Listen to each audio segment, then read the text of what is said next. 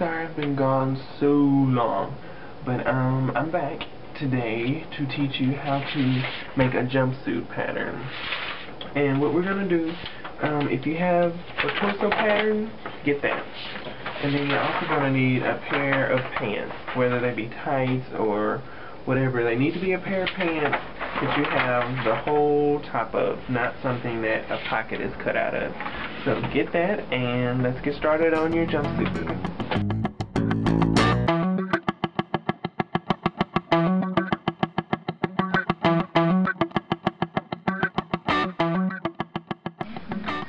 Okay, so one of the first things you're gonna do is trace your torso pattern or your fitted dress pattern down to the hip line.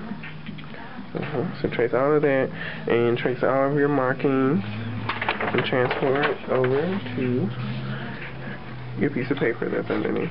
Can you see that?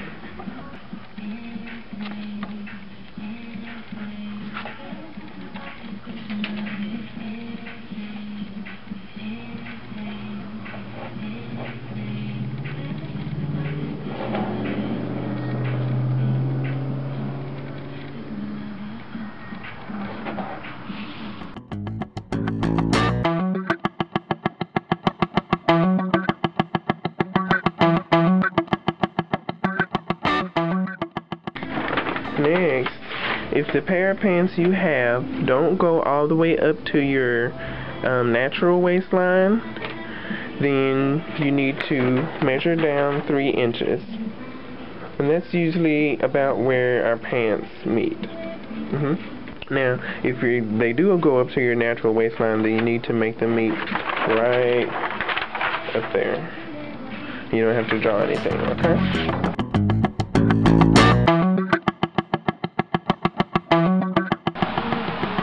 Okay, now you need to do a couple extra things. Draw your seam allowance on your side seam, and then you also need to mark 3 inches down from your waistline, and we did that already. After you've marked the line on your waistline, measure that line to see about how long it is, and then we're going to do the same thing on our pants. Okay? So first, measure everything here, make sure you skip over the darts, and then come over to your pants and measure off your seam allowance here, measure your seam allowance at your waistline, and then make sure you skip over your darts and compare the measurements. They should be similar. Okay?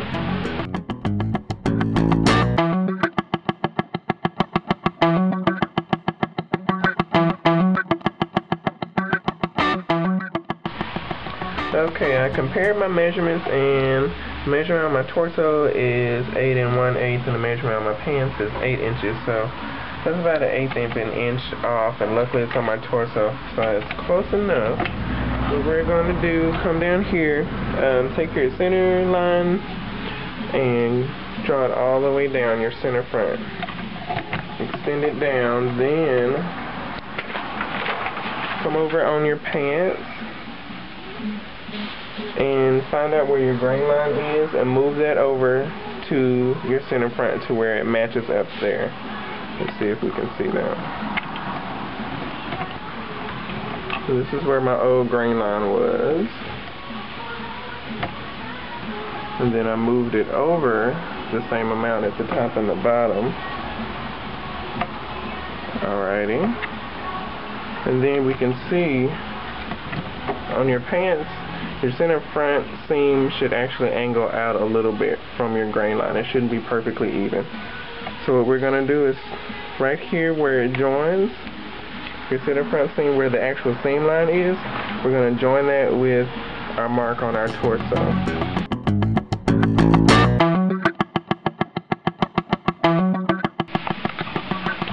Okay, now you can see here where I pinned the intersection on my pants where my center front and my waistline is, and I matched it up with my center front on my torso. Can you see that?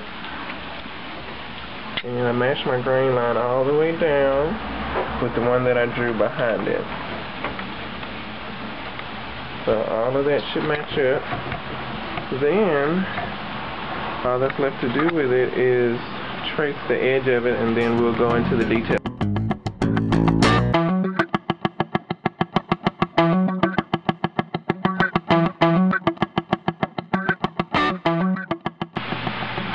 Okay, so I traced around everything, and you can see, only thing I didn't trace up here was the dart from my pants, which was just one dart, because since the actual measurement of the seam line without the darts is the same, I can just transfer these darts down.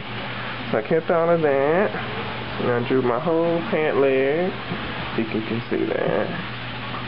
Can you see that? So now all I need to do is go in and draw the seam allowance from my pants down to a ½ inch. That way it'll be square with that. Okay, so now I've drawn all of my lines on. You can see where the actual lines match up now. This is my center front, and this is the abdominal measurement, basically where we put our pants at. And you can see where the center seam where the torso is and for where the pants is. And how that works. Then move over to the other side where the important stuff is. Right here, you can see this is the extra 1/8 of an inch that we were talking about a minute ago. This is where my pants meet, and that's where my torso is. I'm just going to take my curve ruler and just going to make the, which one am I going to use? I'm going to use the slightly bigger one, then go in, because you know you can always take stuff in. It's harder to let it back out. So get my curve and then I'll show you what.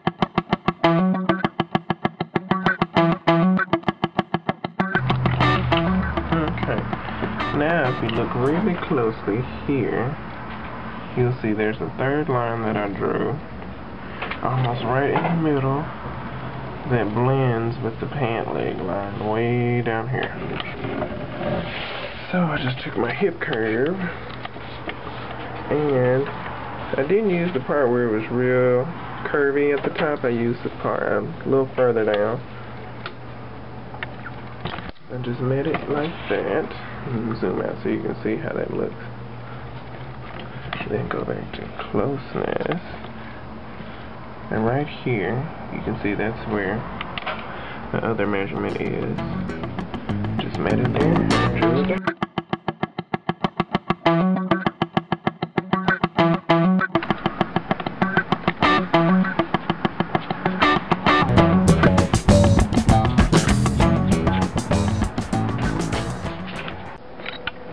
Okay, now, as you can see, my little center front extension from my torso is still there. Zoom out. But I have erased all my seam lines, all the lines that I didn't need. Everything is gone. Everything. So you can now see where the actual hip line goes all the way down. And you can see the center front really well now, and how it curves out. And all I need to do now is add my ½ inch seam allowances around the whole pattern, and then sew up a muslin, and I'm through. Oh, sorry. Do the same thing to the back. Follow the same exact instructions. Everything should be the same. But like I said, make sure you make a muslin. Muslin is the key to making sure your pattern fits perfectly. Alright?